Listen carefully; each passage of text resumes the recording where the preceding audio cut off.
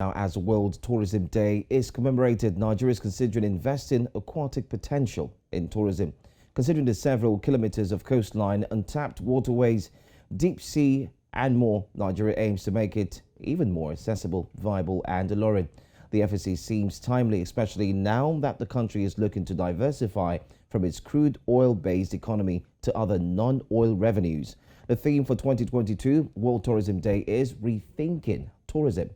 Well, joining us on the news is Sam Adeleke, a tourism expert who will offer us an insight into the World Tourism Day today. Thank you so much for being here, Sam. Thank you so much for having me. Good morning or good afternoon. Morning. Good afternoon to you. All right. So how well would you say Nigeria is doing in the aspect of tourism? Nigeria is still at its infantry stage in terms of growth. I will say that despite the fact that we have major organizations in Nigeria, that is, associations like the Federation of Tourism Associations in Nigeria that has more than 23 tourism associations under it. But the country as a whole is still growing. And I must say that efforts are currently at top gear by individuals, by the private sector to move this industry to the next level. I'll give an example. Today, as we celebrate World Tourism Day, there is a boat regatta. Many of the major boat operators in Lagos right now are on their way to Takwa Bay to celebrate the aquatic heritage of Lagos. So individuals, private organizations, associations are on their own promoting Nigeria's tourism. But the government has been trying, and I will not in any way discountenance their efforts. For example, in November, we are hosting the United Nations World Tourism Organization Global Conference on Linking Culture and Tourism to be hosted at the National Theatre by the federal government. And as we speak, the National Theatre is under renovation, and we're going to be having at least 50 countries visiting Nigeria during this period. So for individual events, government conferences like this, I would say tourism is doing well. But on a day-to-day basis, the traffic is nothing compared to outbound tourism by Nigerians. I can imagine that.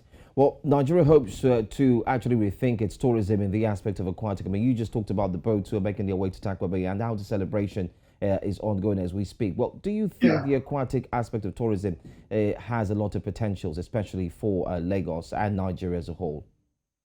Yes, that's correct. In Takwa Bay, aside, of course, the lovely beaches, the coconut water, the surfing activities that takes place, if you look around the entire country, Aqua Ibom, the Ibeno Beach, Cross River, Delta, even in the north, the Bauchi, Yankari Springs, and across border, even Yobe, we recently, just last week, had flooding across border and some of the rivers there. Nigeria, interestingly, has more than 22 waterfalls. You know, we have the Fairura waterfalls in Nasarawa. Now, many of these aquatic bodies are still in their natural states. So the beauty of this year's celebration, we're telling the government, because it's not just a celebration done by tourism professionals, but we are amplifying the message that government, you are the primary custodian of these resources, and you are the only one that can invest so that people can bring in dollars, FX, to boost the local economy. And we keep saying that tourism is the easiest way to democratize wealth, because each time people fly into the country, the airline benefits, the local transport operators benefits, the hotels benefits, the food providers benefits, the souvenirs and merchandise benefits. So we're telling the government, let us rethink the approach towards governance by including tourism professionals, tourism policies to enhance the growth. Because it's just what it is. We have these natural resources across board. As a matter of fact, Nigeria has at least 2 UNESCO World Heritage Sites. We have the Osun Grove, which also has the Osun River, and the Sukor Cultural Landscape in Adamawa. Now, these 2 are the ones recognized. We have many more across the country. So we're telling the government, as we're celebrating this World Tourism Day, think of including tourism actively, intentionally in every of your policies so that Nigerians can amplify this local heritage and sell it to the world. And people say, oh, okay, I want to come to Badagry. I want to come to Ado Awaye, which has the second hanging or suspended lake in the world. There are only two in the world. One is in Colorado Springs in the US, and the other is in Ado-Hawaii or Oyo State, Nigeria. So these things and this heritage and these sites are what we're telling the government. Let's rethink the way we approach tourism. Let us maximize our waterways. And just one last point on this. We keep saying that things like this, surfing, using the waterways to transport people across Lagos, the ferries, they are things that are taken for granted in other parts of the world. Let us deploy as many ferries, as many boats as possible to even decongest the road and the traffic. This will help people to also enjoy the fresh breeze of the water. All right. People are more relaxed, in their approach towards life because they are making use of these natural resources. All right, Sam, very quickly now, there are reports that getting tourist visa to Nigeria has been very, very difficult. Do you have any idea why this is so and what's really going on with that? It's clear. Nigeria is simply applying the principle of reciprocity.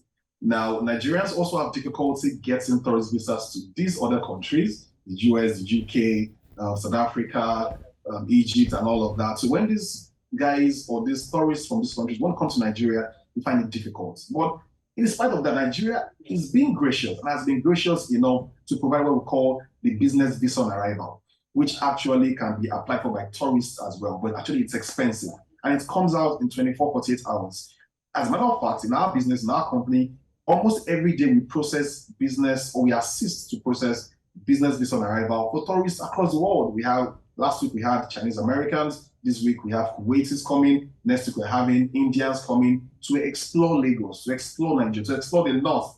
So those that are saying it is difficult, they probably do not know. We do have an easy but expensive visa on arrival option for those who will like to explore Nigeria. But if they want to go through the cheaper way, then they might have to apply it through our embassies abroad, which with of course, these documents that you need to submit are kind of All right. a lot. Okay. Just Thank like you so much. Thank you so much, Sam Adeleke, a tourism expert. Thank you for joining us here on News Now. And of course, do I have to say Happy World Tourism Day? Absolutely. Happy World Tourism Day. Thank you. All right.